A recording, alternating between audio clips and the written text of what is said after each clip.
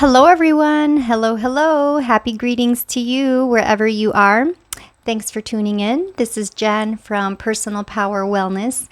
And in today's quick video, I wanted to share a question I received from someone who's very nice. And she asked me, ma'am, what are your secrets to lose weight? How can I lose weight?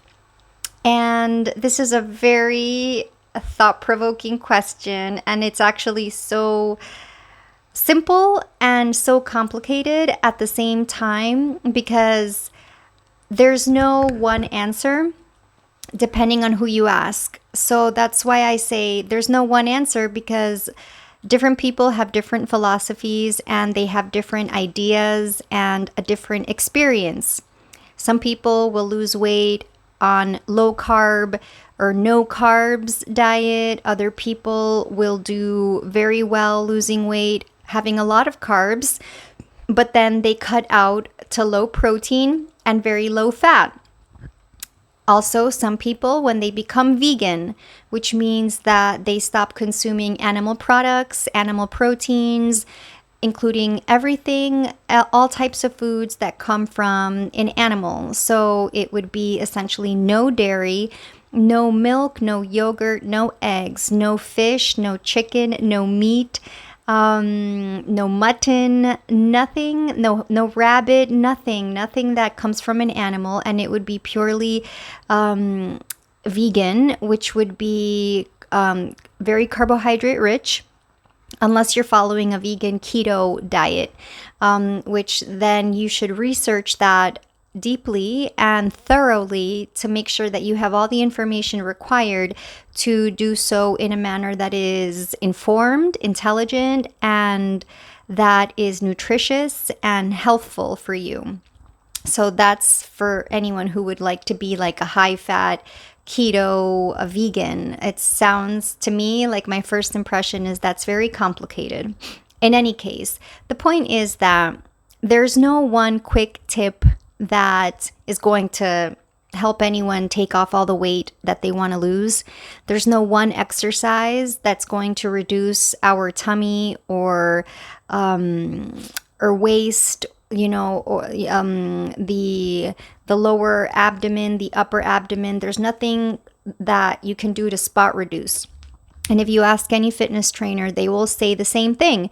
There is no spot reduction. You have to eat in a manner and move in a manner. You have to exercise in a manner that is combined and together to create your overall lifestyle. And this is on a daily basis, your choices and your decisions on a daily basis. So I could talk to someone about this, what I do, what I eat, but everyone has a different lifestyle. They have a different culture, background, age, gender. What I can share is things that are universal as a human. So the main thing that you'll hear in mainstream media is your calories. So if you are eating more calories than you are burning or exercising or moving off, then your body will just accumulate the energy that you're eating. It will accumulate it and keep it stored. So it either keeps you at the same place where you are now, or you will gain more weight if you are eating more calories than you are burning. Because our body is like an oven or a thermos, a furnace, and it has a thermostat. And so if you are putting in more wood than you are burning to make heat, then you're going to store that wood. You'll keep adding it, but you're not burning it. You're going to have an accumulation, an excess. And then that body weight will grow into adipose tissue, which is fat cells. They will become bigger, and if it's beyond a certain point of intake of calories, then you will have more fat cell growth in the body. So overall, I would suggest, have an understanding of your calories. Understand, how much am I moving? How many steps am I taking on a daily basis every day? How much am I exercising? If you cannot exercise because of your work, your schedule, your responsibilities, then just walk. Walking is incredibly healthful and beneficial. Do what you can. If you can exercise with just your body weight, you don't have to go to a fancy gym and you don't need a lot of equipment if you're a beginner. You can do some simple stretches and movements at home, which would be a whole other video. There are a lot of videos online and in the world that can give you different ideas. If you want any, let me know, because I can also give you that kind of information separately. So know how many calories you're eating, and then look at what kind of food you're having. Is it all high fat and very rich and salty combined with sugar? Because I personally believe and think and have known that sugar is not the devil. It's the kind of sugar that you're eating. That is the difference. You cannot compare the sugar of a mango or a banana, which I eat every single day, compare that to a processed Starbucks double chocolate chip muffin or a Cheesecake Factory cheesecake or any pizza. There's no comparison, and yet they both have carbs. Also the same with rice. Rice is not bad. Rice will not make you fat. However, if you are having more rice in calories than you're burning in your diet, and then you need, if you're eating more than you need, you're going to store it. You're going to keep it like storage in your body, and that storage will go into the abs, into the belly, into the butt, into the legs, the hips, the thighs, and then in our back, our arms. And so that's why it's about calorie balance, calorie in, calorie out. But that's not the only factor, because you can know someone who has a lot of calories for maybe someone with the same body type as you, and you see that they're eating so much food. But the key question is, what kind of food are they eating?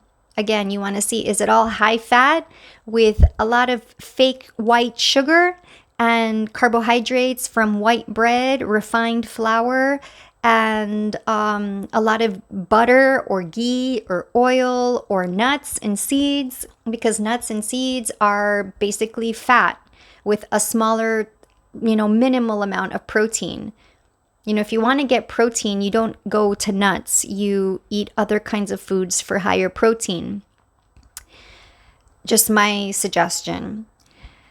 So just look at your movements. If you're exercising, if you're just walking, and if you can just take some more steps in the day, take the longer way. If you're going to the supermarket or the mall, park farther away from the entrance, not right up close, because the farther away you park within reason for you, if you're not in a rush or like having to meet at certain, timing to meet someone and you're late, then park far away at a suitable distance so you can take a couple of more steps.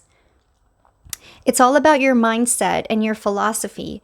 If you can just take the quick straight, road to your apartment or house entrance, then maybe on other days when you're not in a rush, then take the longer route. You can go around the block, you can go around the street, even if it's like 5 minutes, 10 minutes, 15. If you keep doing this every day, if it becomes normal and natural for you, then this will add up in steps that you add in the week. And then the calories that you're moving in a week will begin to shift upwards. And that will help to change the energy balance overall on a weekly basis for you and your body and throughout the month. And this is where you'll see slow but consistent and gradual weight reduction, if that is what you want. And also just know that moving simply and walking and breathing is deeply beneficial and good for your health overall. It's good for our brain. It stimulates more mental functioning and capacity. It brings oxygen into our lungs.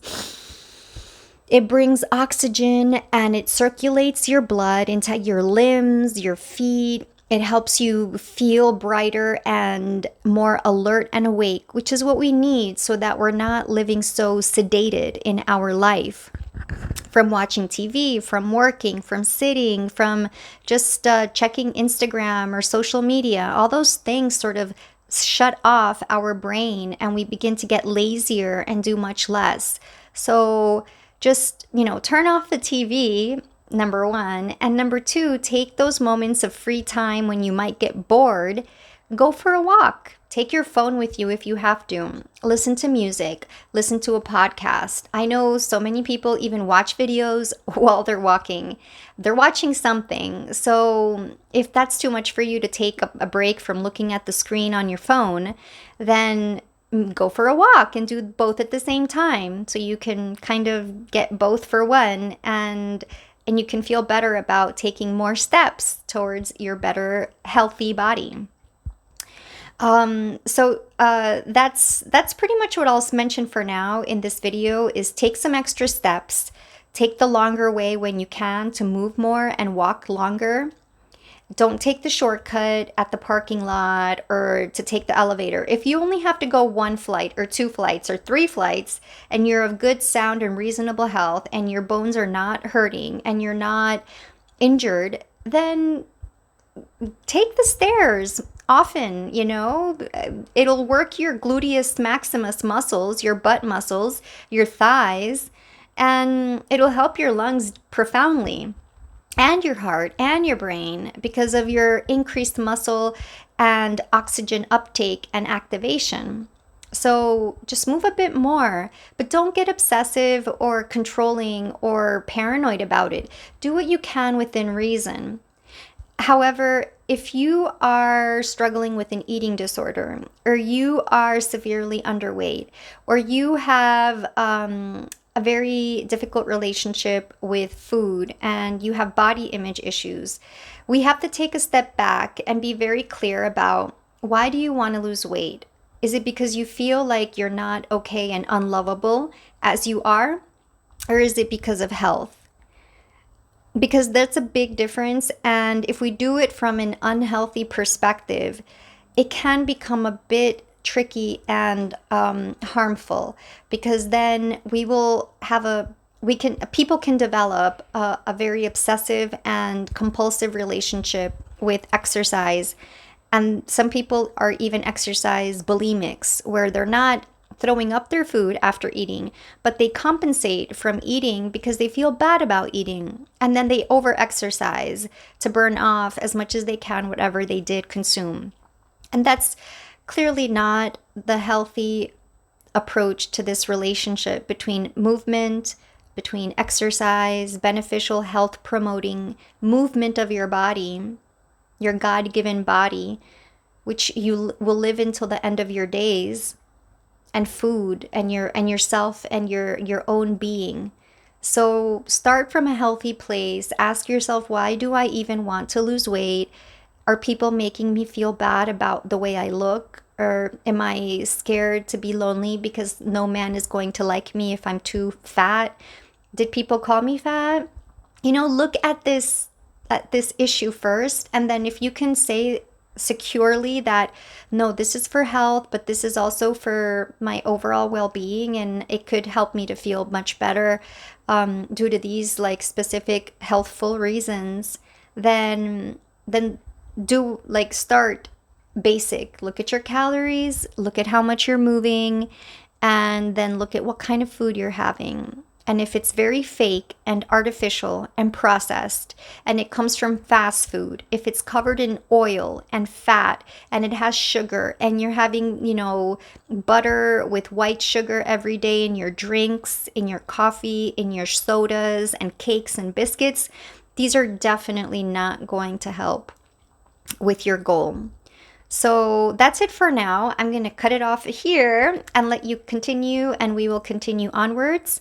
And in the next video, I can share more about what I actually eat, and not saying this is the right way, because it's not definitely the right way for everyone, but this is just my system, my method. It's just my life now. I do my best with the information I have available in the world. I do my research, and then I always have a disclaimer where I say I'm not a medical doctor and I don't give medical advice. I'm only sharing my own experience from my research, from reading, from listening to doctors and, weight loss stories and just the whole gamut. And about having a healthier relationship with your body and with food because it can become disordered. So that will be further on. For now, I hope this helps and benefits you. And if you have any other questions or topics you want me to talk about, let me know and send me a message, and we'll get on that straight away for the highest good and the wellness and upliftment of everyone concerned. Thanks for tuning in and listening to me today. Hope it brings illumination to your own path, and see you again. Bye for now from Jenn at Personal Power Wellness Coaching. Bye.